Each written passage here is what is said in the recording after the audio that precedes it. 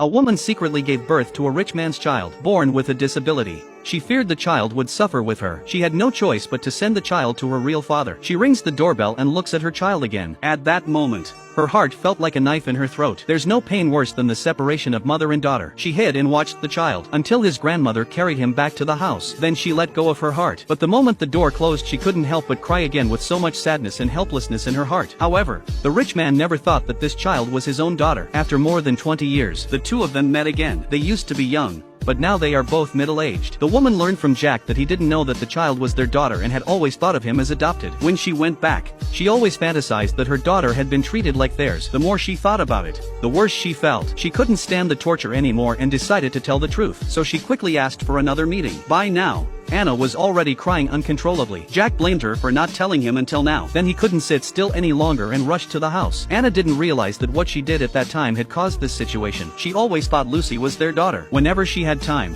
she would go to see her and pray for her. Now that she knows the truth, she's devastated. She doesn't know where her daughter is. Jack returned home and couldn't wait to ask his mother what happened to the child she found in front of her house back then. The mother was surprised why she suddenly asked this question, because it's been so many years and her memory is fuzzy. In addition, the family had several changes of maids. She couldn't remember who took him away. Jack told his mother to remember. Father asked him to tell the whole story. He was worried that his wife might come back at any time. Jack took his parents to a different place to talk about the matter. Anna was still waiting anxiously for Jack's call. Jack told his parents that they had an appointment, but she didn't show up because she thought she was defective. It was only by chance that they found out about it a while ago. The father really regretted it, because he was the one who said he'd send the child away. Jack then came to Anna and told him that the child might have been taken away by their maid and was nowhere to be found. Anna was devastated by the sudden shock. Her broken heart couldn't bear it any longer. She suddenly fainted under the intense mental stimulation. The mother also asked her daughter-in-law if she remembered the name of the maid she had worked for when she first got married. The daughters-in-law wondered why her mother-in-law asked. They didn't ask any further for fear that she'd find out. In order to find their granddaughter, they wanted to meet Anna,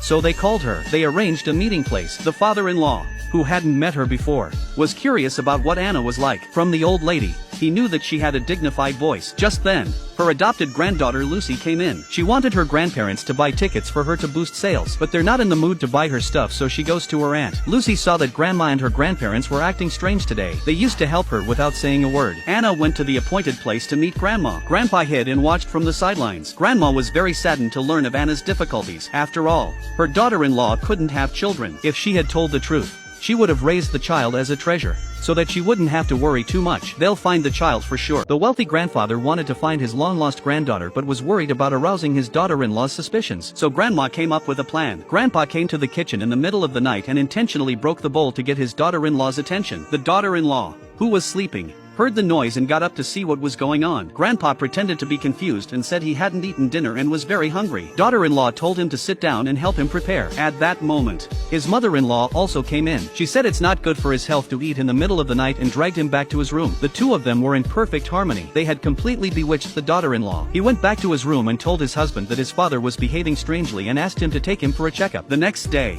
Grandpa changed into his son's clothes and circled around in front of his daughter-in-law and even said he wanted to play golf. Daughter-in-law looked at the unusual behavior of the grandfather, thought he was really sick but could not say anything. Suddenly, he said he wanted to eat the dishes cooked by his former nanny. He asked his daughter-in-law to publish a newspaper to look for the nanny. The daughter-in-law told her mother-in-law what she thought, but she thought he was not normal. Mother-in-law also pretended to feel strange. The daughter-in-law asked her what to do about the newspaper. Mother-in-law said she'd go along with it. After all, it was an old man's wish, and so the notice of the nanny search went out. Lisa was practicing dance in the classroom. Lucy came to her with a big bag. Maybe it was an unintentional act. Lucy gave Lisa clothes she didn't like. It was a blow to Lisa's self-esteem. She's broke, but she doesn't have to wear clothes she doesn't want. Lisa declined her offer and asked her to give them to other friends. Lucy invited her to the evening's party. Since Lisa had already met Tom for swimming lessons, she made up an excuse and declined. Then Lisa went to the swimming pool. Tom showed her his swimming skills and made Lisa look at him with admiration. Tom taught Lisa how to swim until she was exhausted. Stepmother had someone follow Lisa and took photos of her with Tom. Looking at the photos,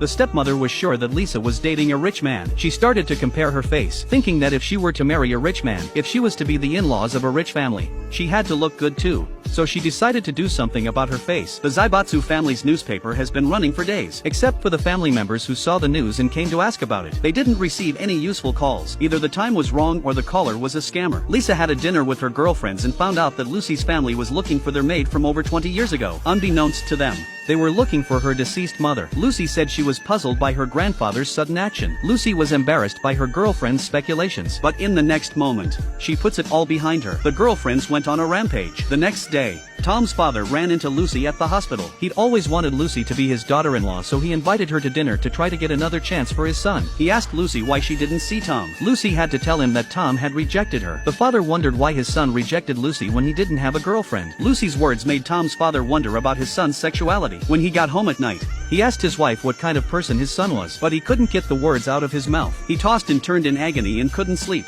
So he went to the chair next to him and started praying. Then he went to Tom's room and searched around and found Lisa's hairpin. It was assumed that Tom had a penchant for dressing as a woman. The girl looks exactly like her plutocratic grandmother when she was young. Grandpa suspected that she was his granddaughter who had been lost for more than 20 years, so he arranged a dinner party to find out who she was. Grandma looked at Lisa and thought she looked just like her, but then she suddenly remembered that Lucy went to school a year later. In that case, Lisa should be 1 year younger than Lucy, so her age doesn't match. Grandma called Grandpa outside to talk about it, but Grandpa thought he'd better ask again. When he came back, he asked Lisa if she was a year younger than Lucy. Lisa said they were the same age, because she was sickly since she was a child. She went to school 1 year later. Now we finally have a match. Lucy thought her grandparents were asking too many questions and joked that they were going to celebrate her birthday. They both agreed in unison. At this moment, Grandma saw her favorite idol and immediately forgot what she came here for and couldn't help but become obsessed. Grandma asked Lucy to get her idol's autograph, but Lucy felt ashamed. Grandpa reminded her not to forget the purpose of her visit. Grandma shut up. Lisa could see that she was upset and decided to ask her for an autograph. Lisa got the autograph and helped her get a photo with her idol. Grandma was so happy to hear this that she grabbed a mirror and did a little makeover. Lucy was a bit jealous when she saw Lisa and Grandma walking together. She felt that they were like grandma and granddaughter. Grandma was so excited to see her idol that she couldn't even speak. When they took a picture together, because the idol's hand was on the grandmother's shoulder, she was so excited that she fainted. When she woke up,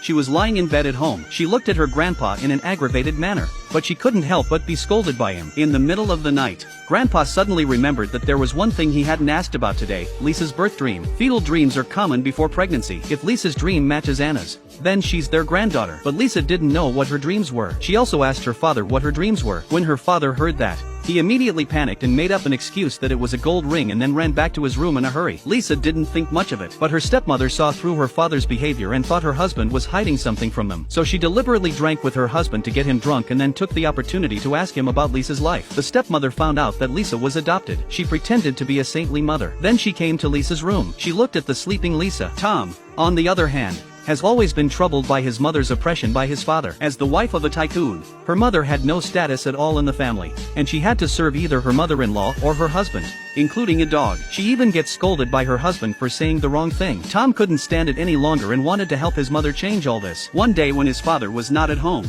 he took his mother out for a night on the town and let her buy whatever she wanted and deliberately turned off her cell phone and his own. As soon as his father returned home, Grandma told him that his daughter-in-law had gone out with Tom, the man who usually can't drink a glass of water without his wife. Suddenly, his wife was no longer in the house. He tried to call her back, but her cell phone was turned off. Then I called Tom again. The phone was also turned off. My father thought, these two are really something. Tom took his mother out for the whole day. When he got back, he told her to run away if he scolded her. That way he'd realize how important she was. Otherwise, he'd take her for granted. The mother thought her son had a point. She tried to do what Tom said. Mother and son came home late, but when she saw her husband in the room, she was back to her humble self. The father was furious. Tom, who was listening outside, could only shake his head and think that his mother was hopeless. The wealthy grandfather suspects that Lisa is the granddaughter they've lost for over 20 years. To be sure, he wanted to meet her mother, to see if she was the nanny who took his granddaughter away. So the grandfather used the excuse of repaying Lisa for taking care of her fainted grandmother. He asked Lucy for Lisa's phone number and home address. Then he and Grandma left for Lisa's house to find out what happened. They called Lisa in the car, but Lisa had left home early in the morning and left her cell phone behind. The stepmother was cleaning the house when she heard a ringing phone and answered it for Lisa. Grandma said she was coming to visit and she welcomed them happily. Grandma and Grandpa arrived at Lisa's house with a big bag. My sister came down to greet them. After she led them upstairs, they were stunned when they saw Lisa's stepmother. She wasn't the nanny from back then, but they didn't realize that Lisa's adoptive mother had passed away. The person in front of them was Lisa's stepmother. They felt a great sense of loss. The stepmother only poured them a glass of water and said she'd let them eat before she left, but there was no sign of her. They left without eating. They went to the river and were heartbroken. They thought Lisa was their granddaughter, but now their hopes were dashed. Grandpa went back to the river and fell ill, but lying in his bed,